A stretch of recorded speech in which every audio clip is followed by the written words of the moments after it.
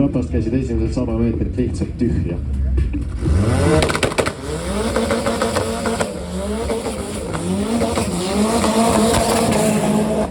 Kristjan Palmiste. Ja talle vastu Karl Kõrge. Väga ilus pikk pöörnat oli ja väike ilus topi oli ka.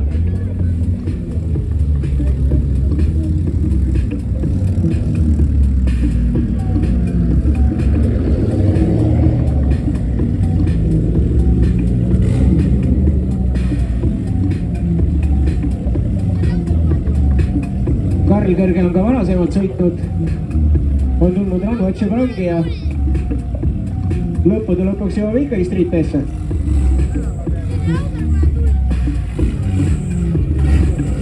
Aga ei tule alla hinnata.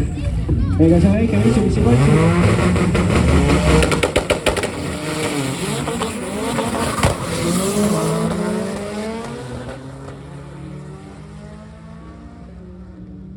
Väga väle putukas.